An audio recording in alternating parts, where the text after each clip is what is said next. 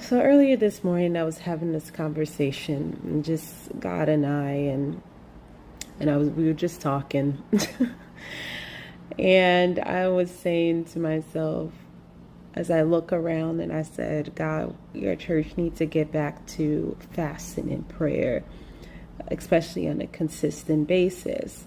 But I was just so sad in how I was saying it, and I said, God, the church is too sick to fast. Based on what I'm seeing right now, it's like every time you ask somebody or talk about fasting, you get met with, I'm sick and I'm on this many medication and so many different things that's keeping God's ecclesia from fasting.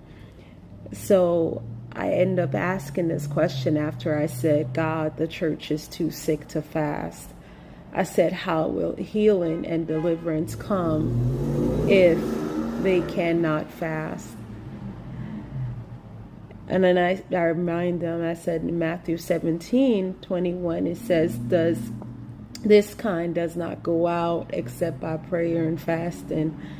And I paused, and God's response was, if healing is going to come through a man, then that man must fast. And I wanted to know more, like, what does that mean?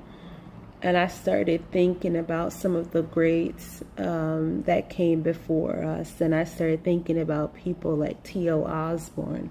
I started thinking about people like Charles Finney. I started thinking about people like Morris Cerullo, and just keep going down the line.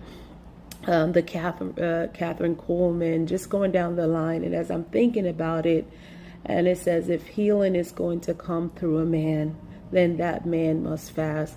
So a lot of times, especially right now, what I'm gathering is that there are going to have to be individuals who rise up and fast. And it's not going to be ordinary fast. It's going to cost you something. But if God is going to use you as an instrument of healing and deliverance, you will have to fast. So you might be in the midst of people who are not, but because of your action, because of what you do, they will be delivered, they will be healed.